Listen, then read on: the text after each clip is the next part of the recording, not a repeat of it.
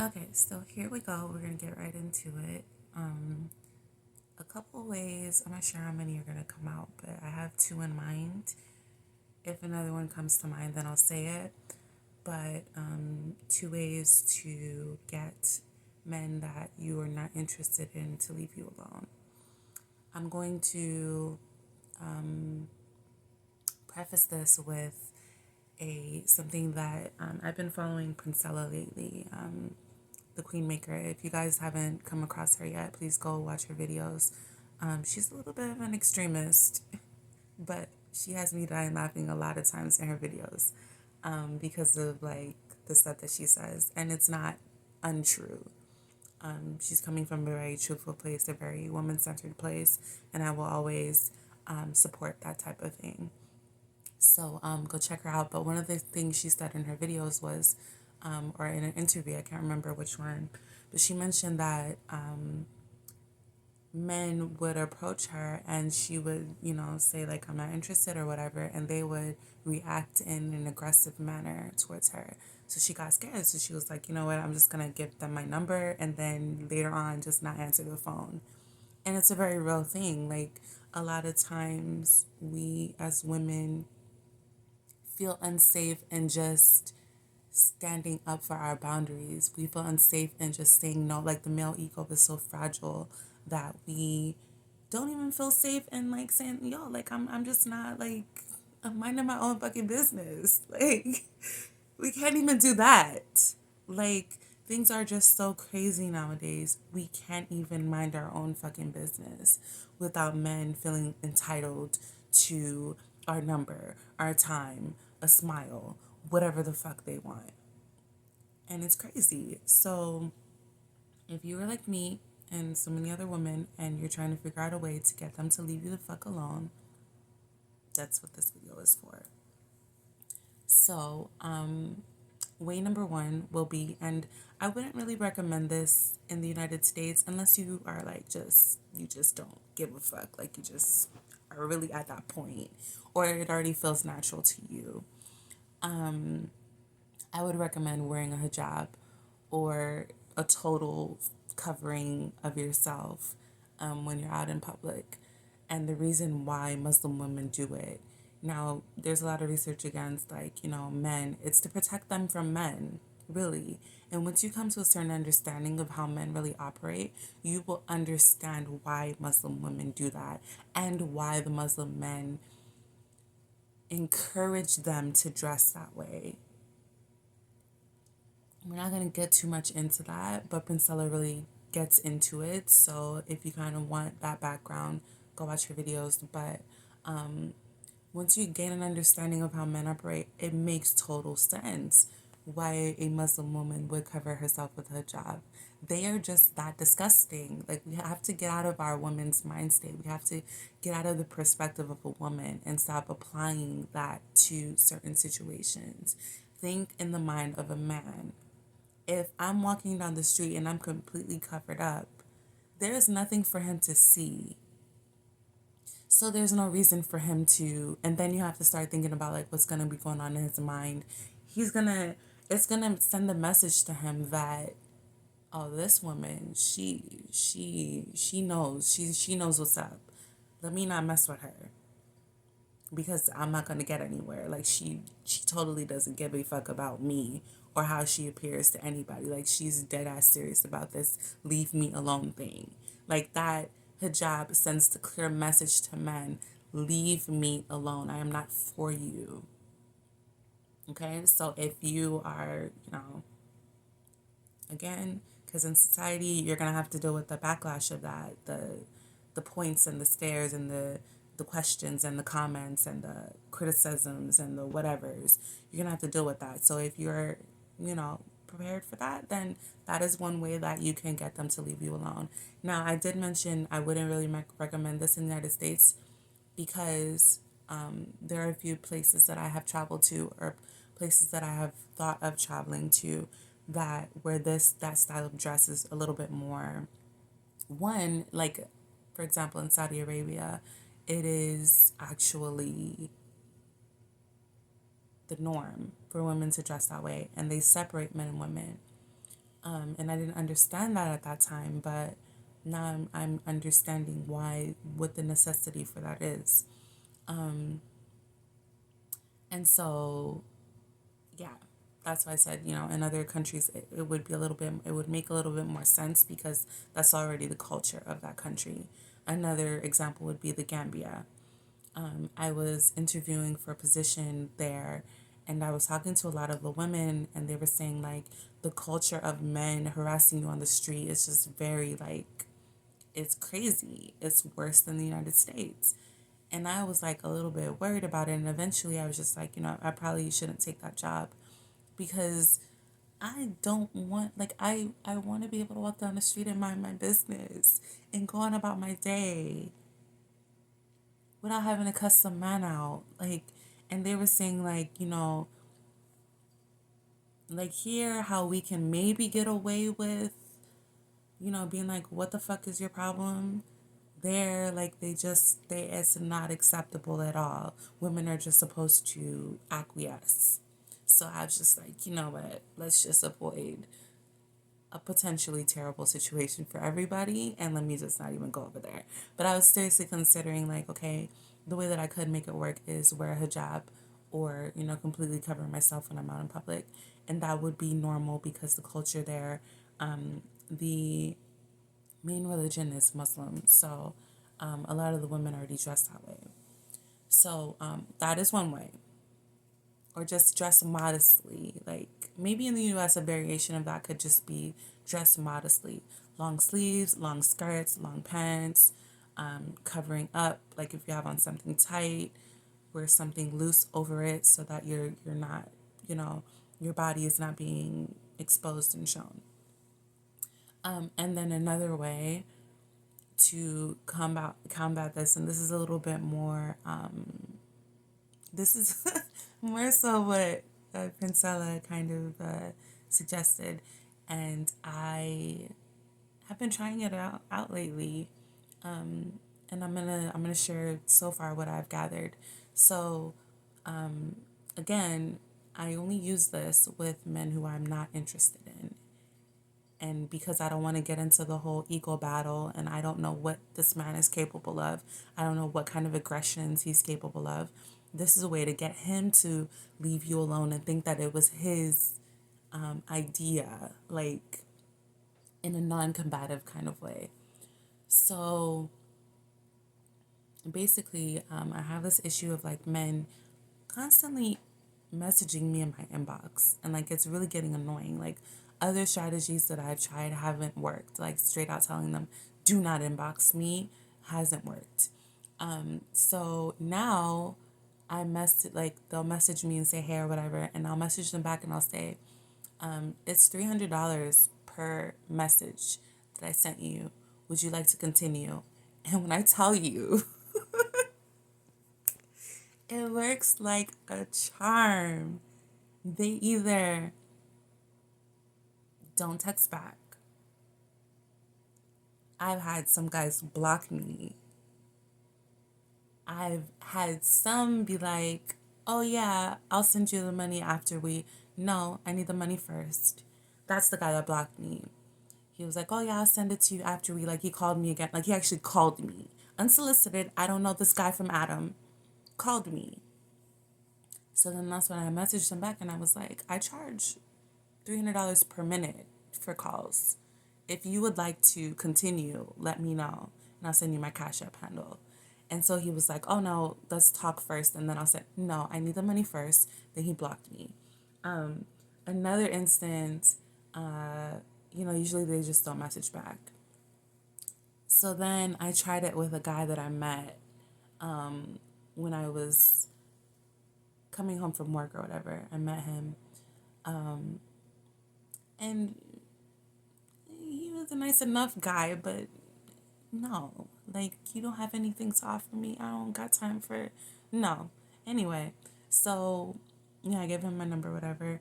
And so he texted me today and he was like, let me see you. And I was like, first of all, sir, you forgot the question mark at the end of that sentence. And second of all, I charge $50 per hour for dates, and on top of the money that you'll need to pay for the actual meal. And I don't go to any of these regular restaurants. So let me know if you want to still go on a date with me, and we can make arrangements. And then it was like a back to back text. So he sent the I can take you out text. After I said, you forgot the question mark. He was like, oh, well, we can go on a date. I want to take you out to eat or whatever. Something about you can go out to eat. He basically saying like he wasn't going to eat, but he was going to take me out kind of thing. And then right after that, he sent, oh, and let me see a picture of you. And I messaged him back and I was like, I charge for pictures too, $100 per picture. Just throwing out random numbers. And this guy, he hasn't texted me back yet. So I'm telling you guys, like, perfect strategies. Those two are foolproof strategies. I haven't tried the hijab, but I will tell you guys, and this is also another variation, a head covering, like a head wrap or something of the sort. Anytime when I go out in public with my head wrapped, men don't approach me, they don't talk to me. Or when they do, it's in a very respectful manner, like, how you doing today, ma'am? Whatever the case is. Yeah, ma'am. Yes, address me as ma'am and keep on moving. Because, like, I've said in other videos, these men are getting out of hand. This is ridiculous. It doesn't make any sense. It's not making any sense, guys. And we can't keep going on. We can't keep letting them carry on with this foolishness. So yeah, if I come across a guy that I'm actually interested in, which is usually not the case, I'm gonna say in the past 10 years, I'll say, I can only think of 2 men that I was sort of interested in. Like, could actually, this is a maybe. This is a maybe. And in those 10 years, I've been approached by hundreds of men. So, women who can relate, you guys know how tiring it is. You know how hard it is. You know how taxing and like annoying it can get, trying to field all of these men, trying to figure out what from what. So like these are perfect examples. And you know what? I haven't tried it with a man who I actually like, because I haven't come across one. But when I do, I'll let you guys know how that kind of plays out. And also, while we're on this, I want to do a little bit of a story time, right? Because these men really, like, Jesus.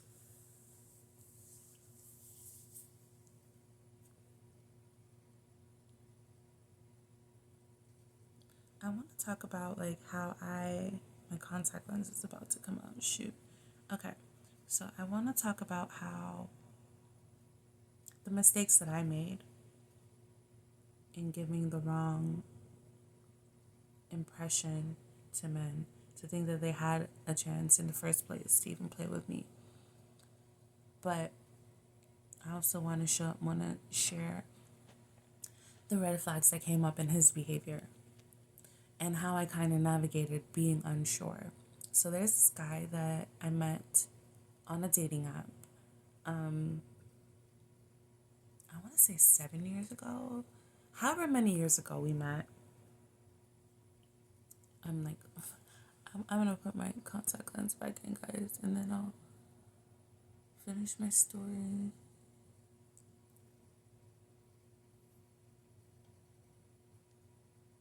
Okay, so, because I don't want to just sit there with like a freaking contact lens on my finger. So yeah, you guys get the raw and uncut. But anyway, yeah, so we met on a dating app however many years ago, long time ago. And we started dating. And so basically the way that our relationship went was we went from first time we met up, it was like in a public place. And then he came to my house. And at the time I was living alone. So basically it spiraled into like him just being at my house every day, all the time. And so at the time I was much younger than I am now, much less experienced, much less versed in how men operate. And so there were a lot of like things that I allowed when it came to sex and all those different kind of things. And so I don't want to like, I only want to give specific details because I want this to be intentional. I don't want this to just be, oh, this is what happened, story time kind of thing. I want it to be like, this is what happened, and then this is kind of what it led to. So I'm trying to think of details that are relevant to where I'm trying to go. So basically, he would comment about like, because at the time I had cats, and he didn't like the fact that they were in the house, and he didn't like the fact that, you know, mind you, I'm a very clean person. I had cats, but my house was always spotless, did not smell like cat anything. Very clean, very orderly. Like I don't play about my bathroom, I don't play about my kitchen, I don't play about any of that type of stuff. Everything is clean, spotless, all of that. So here he comes barging into my life. Got a problem with my, like, if you have a problem with my cats, go home. You don't have to be here, sir. This is my house. I pay all the bills. I don't need you for any of it. So what is like, I'm very confused about why you could think you just come into my house and tell me about anything that's going on here. So he had so much to say, basically trying to make it seem like I wasn't a clean person and that I, just had complaints about everything, just kind of like verbally abused me about, the fact that I had the cats in the house and that, my house wasn't clean or whatever. Fast forward years later, I finally get invited to where he lives at his grandmother's house. And when I tell you, if you guys have ever seen like those memes that kind of went viral about like if you go to a person's house and it looks like this, or if you use their bathroom and it looks like this, would you stay or would you leave? Like disgusting, like a hoarder's place. That's what the fuck his grandmother's house looks like. And his grandma's sick. She like, and he's basically there living off of her and allows her house to look like that. And when I tell you, it is disgusting. Disgusting. But you had the nerve to talk about my house. Make it make sense, sir, please. So I find out, this is how he lives, whatever. And so I left because I'm like, first of all, red flag number one, he was talking shit about me and my house and my cats. Red flag number two, your house looks like this. Your grandmother's house at that, who's letting you live there rent free. And this is how you treat her house and her.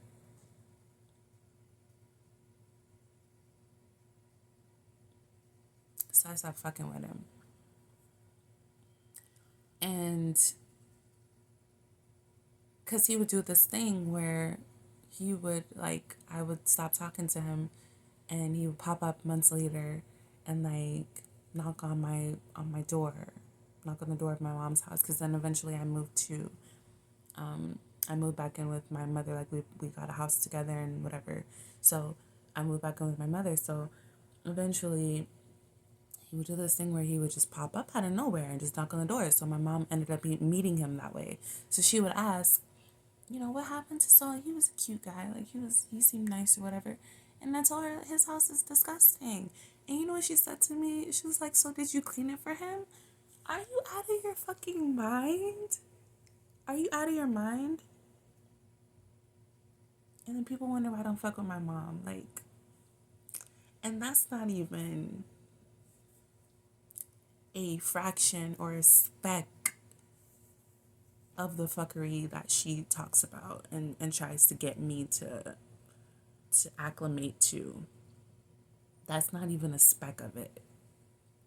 Legitimately asked me, did I clean it? Did I clean the house for him? First of all, are you gonna buy me a hazmat suit to go in there and, because that's literally how disgusting it was. You gonna buy me like a gas mask or whatever to go in there and clean up this man's house? Because are you gonna pay for some? Because literally the only way that the house is getting cleaned is if I was gonna hire somebody to come and clean it. Hire the infectious diseases people straight from the goddamn CDC to come in there and clean that, because that's the only way it was getting cleaned. So I stopped fucking with him because of that. I think the third time it was because of that. The first time it was because he called himself ghosting me. So I was like, well, you didn't like yeah. Second time was because he asked me for money. And let me tell you guys something. I'm a very open, giving, caring person. And that's me. I'm not going to change who I am for anybody. But at the same time, I'm not dumb. So at the time, I'm making good money. So he asked me for some money. I gave him $100. And this man disappeared. I didn't hear from him for days after I gave him that $100, which was what I knew was going to happen.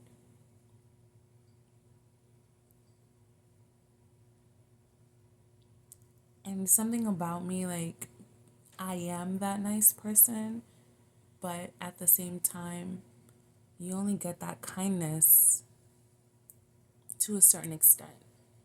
So to me, it was more of a test. Like, first of all, I don't want to be with a man who would ever ask me for money. That's already red flag number one. The fact that you asked for the money. Then red flag number two, I want to see how you behave after you get this money. I'm paying attention to all of that. Because you already fucked up by asking me. I've already written you off in my mind. Right?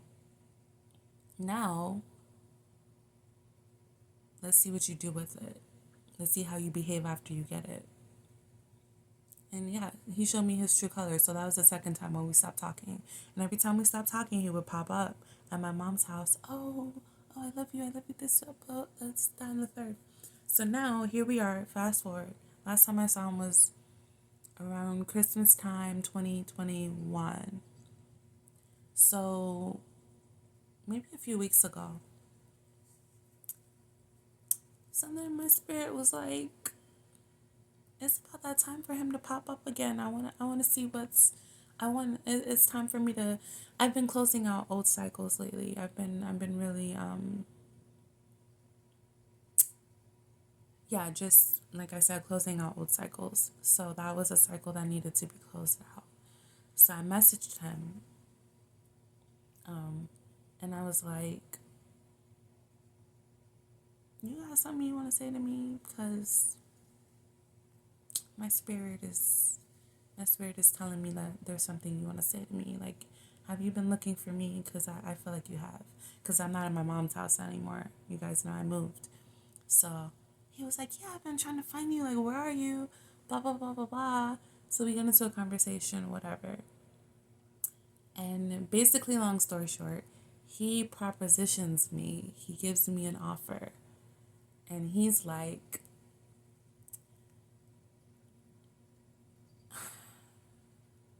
want to get into the I'm going to tell you what the offer is.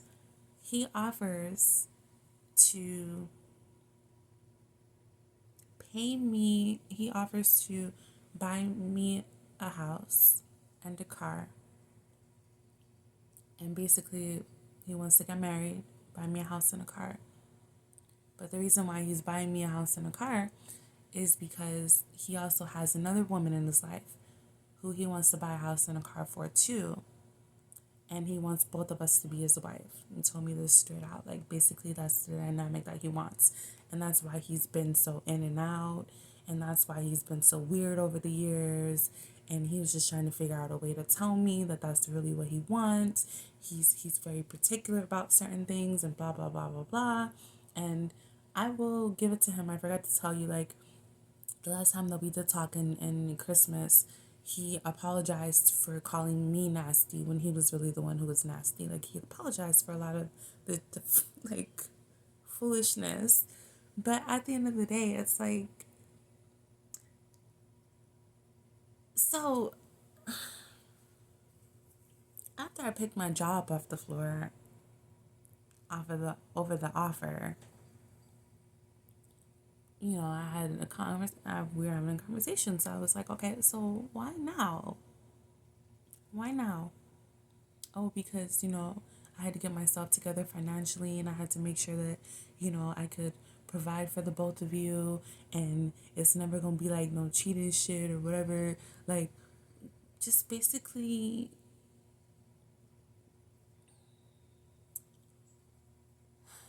proving that there's nothing different about, like, there's nothing different about him now.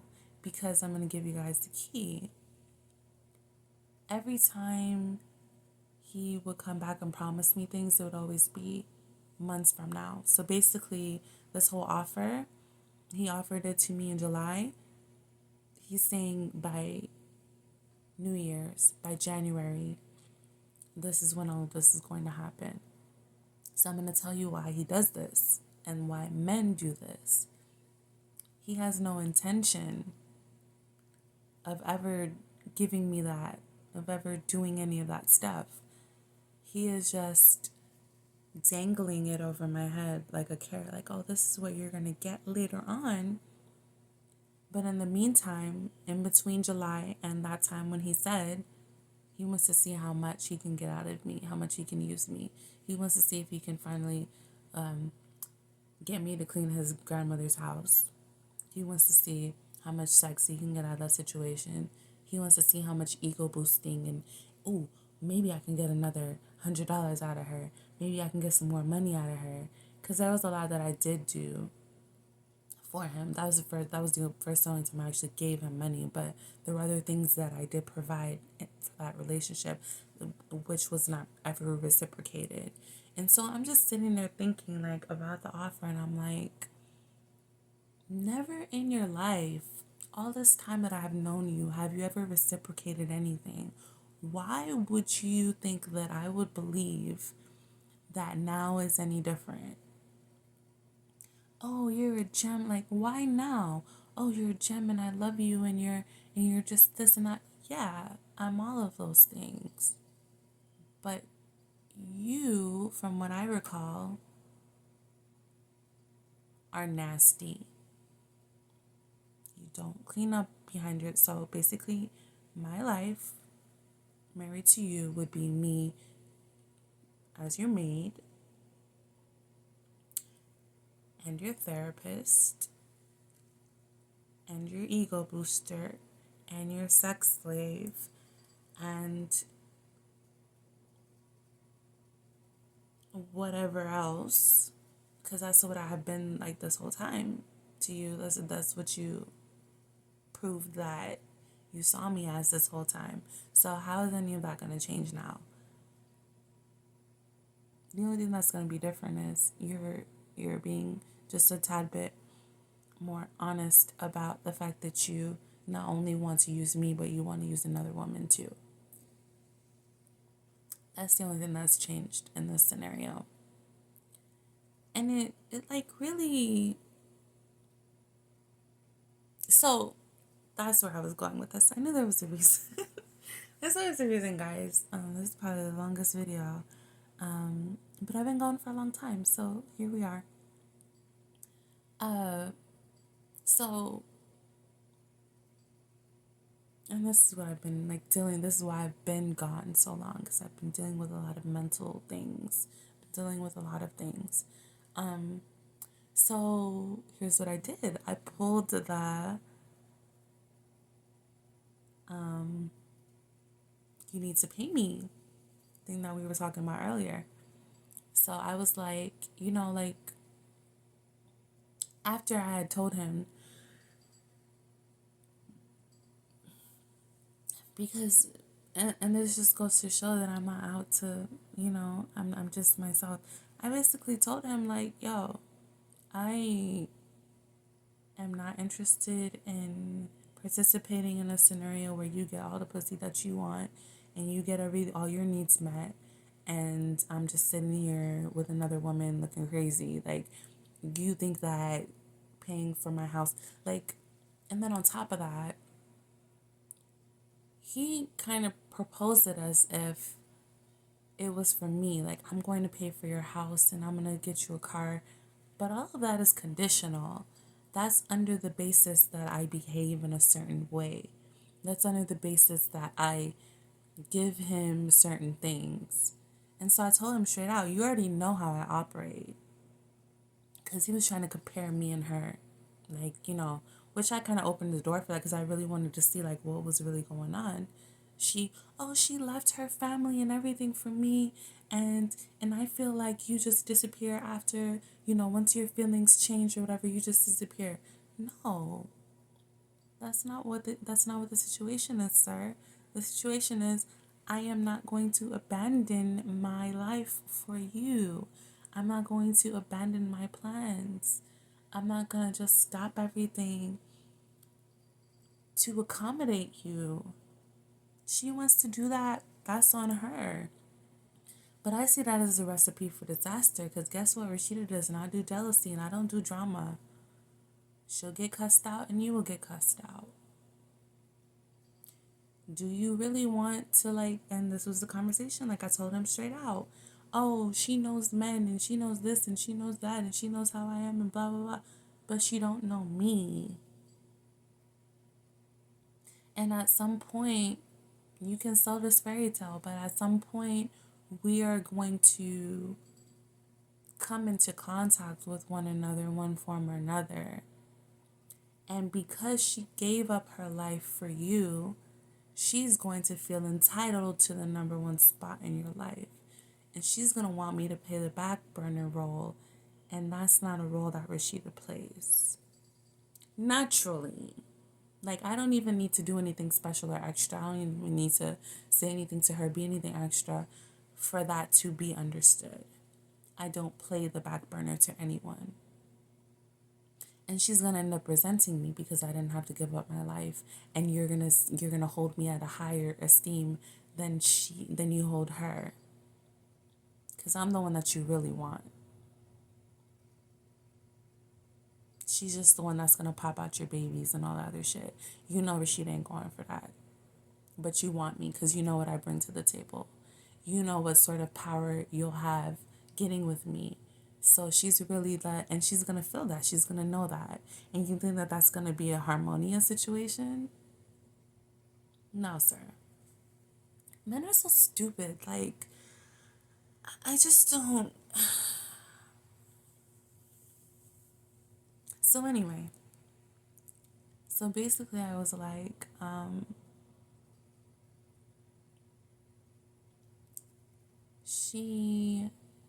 no, that's not. Basically I was like, I can't wait until January for you to start supporting me. I need it right now.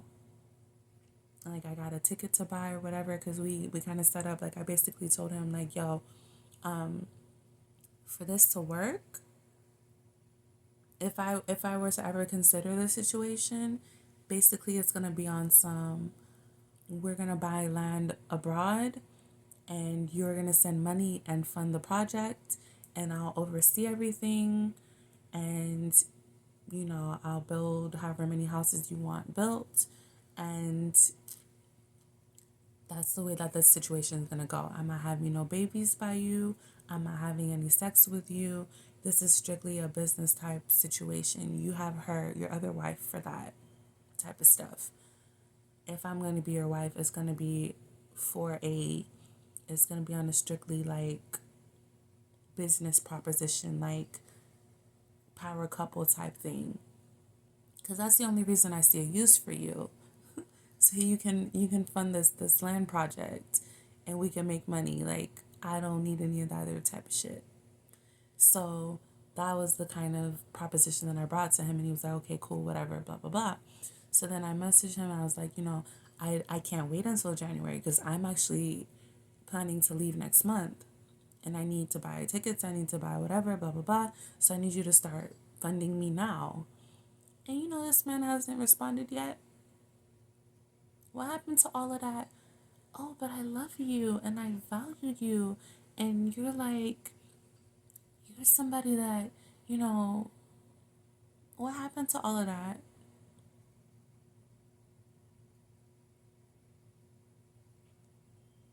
Crickets. Oh, I'm ready. I'm ready to start supporting you and her. Like, that's why I tell you guys, nothing from a man comes for free. Nothing that they offer you is with pure intentions. That's why I said, oh, the car and the blah, blah, blah. Now, I could call myself saying that I was playing him in return, but there's really no,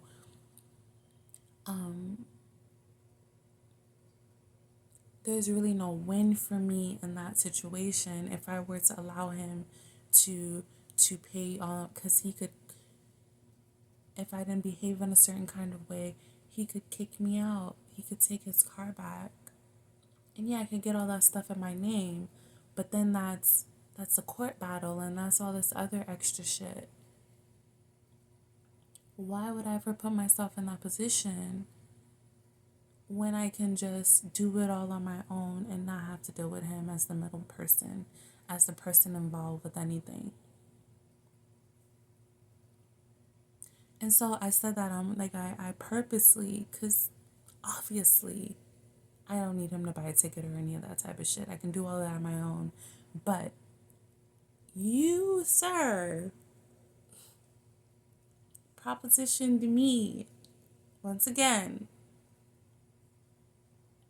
And now when it's time to cash out on your proposition, crickets, nowhere to be found. Because you wanted to control the situation.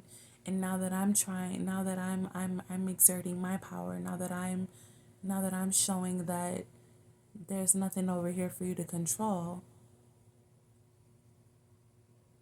now you retreat. And he thinks that this is gonna he already knows how I operate. That whole ghost thing, that whole oh, I'm just gonna not say anything. So maybe she'll think you know, oh, I shouldn't have asked him to, oh, I messed up. I shouldn't have asked him to fund me now. Like I should just wait until January. Like, oh, did I mess up? Did I do the wrong thing? Did I say the wrong thing? That's the reaction that he's looking for.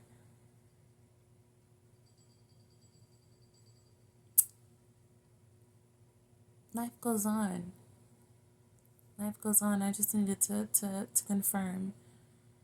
I just needed to confirm. And now that I've confirmed, now that I have my confirmations,